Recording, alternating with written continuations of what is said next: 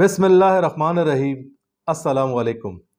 نبوت کا پہلا جھوٹا دعوے دار مسلمہ بن کذاب، جو جنگ یمامہ میں خالد بن ولید رضی اللہ تعالیٰ عنہ کے ہاتھوں جہنم واصل ہوا، اور دوسرا نبوت کا جھوٹا دعوے دار اسود اسنی، جس کا اصل نام ایلا تھا، اور یہ کذاب یمن کا باشندہ تھا، نہایت ہی بدصورت اور بدسیرت شخص تھا۔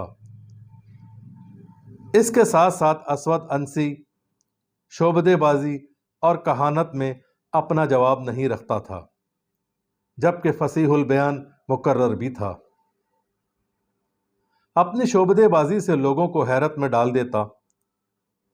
یہ وہ دور تھا جب شعبدے بازی کسی کے باکمال ہونے کی دلیل سمجھی جاتی تھی۔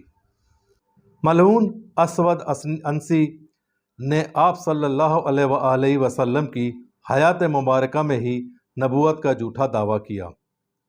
اسود انسی کو ذوالخمار بھی کہتے ہیں، کیونکہ یہ ہر وقت اپنے منہ پر بدصورتی کی وجہ سے دوپٹہ ڈالے رکھتا، اور اسے ذوالحمار بھی کہتے ہیں، یعنی جو شخص مجھ پر ظاہر ہوتا ہے وہ گدھے پر سوار ہو کر آتا ہے۔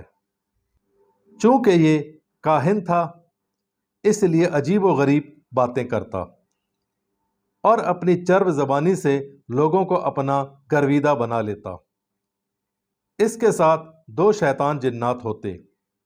یہ دونوں شیاطین لوگوں کے حالات پہلے سے ہی اسود انسی کو بتا دیتے، اور اسود ان معلومات کے دم پر عالم الغیب کا دعویٰ کرتا، اور یہ شیاطین اس کے خلاف ہونے والی تمام سازشوں اور بغاوتوں سے بروقت آگاہ کر دیتے۔ یہ عرب کا بہت بڑا جادوگر بھی تھا۔ بازان ظہور اسلام کے وقت شہنشاہ ایران کی طرف سے یمن کا حکمران تھا، مگر جب اسلام میں داخل ہوئے تو آپ صلی اللہ علیہ وآلہ وسلم نے بازان ہی کو یمن کا حکمران برقرار رکھا۔ بازان کی وفات کے بعد اسود انسی نے نبوت کا جھوٹا دعویٰ کر دیا، مگر یمن کی حکومت کو کچھ حصوں میں تقسیم کر دیا۔ سنا پر بازان کے بیٹے شہر بن بازان کی حکومت، اور کچھ حصے یعنی مغرب پر ابو موسیٰ اشری، اور کچھ حصے پر حضرت معاذ بن جبل رضی اللہ تعالیٰ عنہ کو حکومت عطا فرمائی۔ اسود انسی نے دعوی نبوت کے بعد خروج کیا، یعنی بغاوت کر دی، اور شہر بن بازان کو قتل کر دیا، اور اس کی بیوی مرزبانہ اور بعض جگہ پر آزاد بھی نام آیا ہے، اپنی کنیز بنا لیا، اور نجران پر فوج کشی کر دی۔ اس طرح پورے یمن کا مالک بن بیٹھا۔ فردہ بن مسیح رضی اللہ تعالیٰ عنہ نے حضرت محمد صلی اللہ علیہ وآلہ وسلم کو خط لکھ کر مطلع کیا۔ خط میں اسود انسی کے نبوت کے دعوے اور شہر بن بازان کا قتل اور یمن پر قبضے کی تمام داستان رقم تھی۔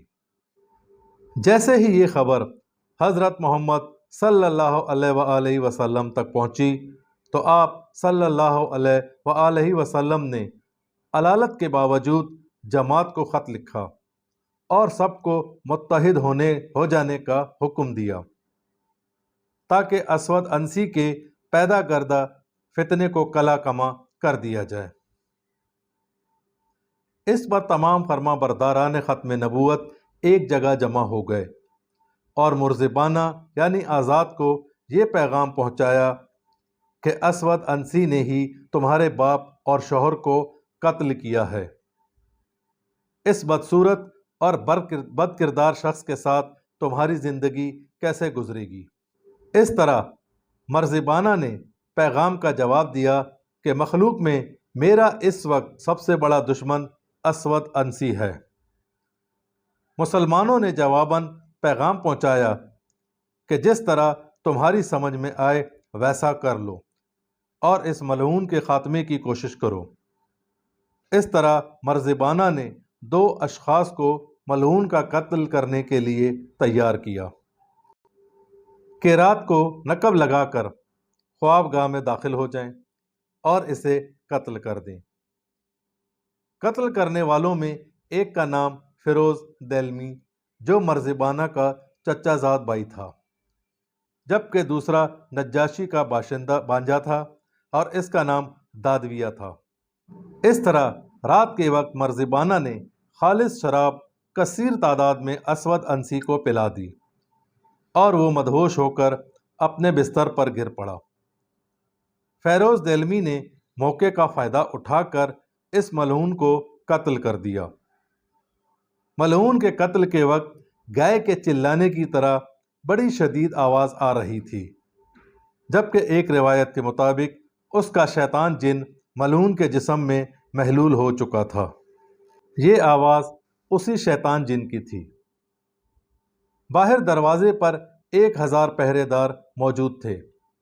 آواز سنتے ہی دروازے کی طرف لپکے، مگر مرزبانہ نے انہیں یہ کہہ کر مطمئن کر دیا کہ خاموش رہو، تمہارے پیغمبر پر وحی کا نزول ہو رہا ہے۔ اس پر سب لوگ خاموش ہو گئے۔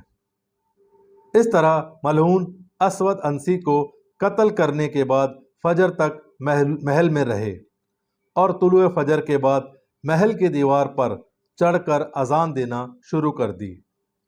جب اشہد ان محمد الرسول اللہ کہا تو ساتھ یہ بھی کہا اشہد ان الاسود الانسی کذاب، تاکہ مسلمان اشارے کو سمجھ جائیں۔ جیسے ہی مسلمانوں نے یہ کلمات سنے اور چاروں طرف سے محل پر حملہ کر دیا۔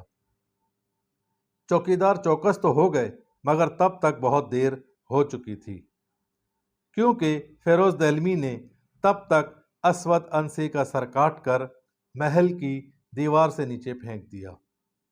اس طرح جتنے بھی پیروکار تھے ملعون کا سر دیکھ کر کمزور ہو گئے۔ طلوع آفتاب سے پہلے ہی مسلمانوں نے قلعے پر قبضہ کر لیا۔ ادھر آپ صلی اللہ علیہ وآلہ وسلم نے وفات ظاہری سے پہلے یہ خبر دے دی تھی کہ آج رات اسود انسی قتل کر دیا گیا ہے۔ تو صحابہ نے دریافت کیا، یا رسول اللہ صلی اللہ علیہ وآلہ وسلم، اسود انسی کس کے ہاتھوں جہنم واصل ہوا؟ تو آپ صلی اللہ علیہ وآلہ وسلم نے فرمایا، ایک مرد مبارک جو اہل بیت سے ہے اور اس کا نام فیروز ہے۔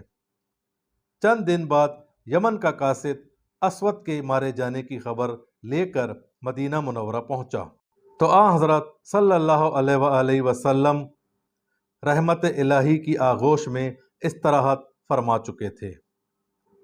چینل کو سبسکرائب کریں تاکہ ہماری ہر نئی آنے والی منفرد معلومات پر مبنی ویڈیوز آپ تک بر وقت پہنچ سکیں۔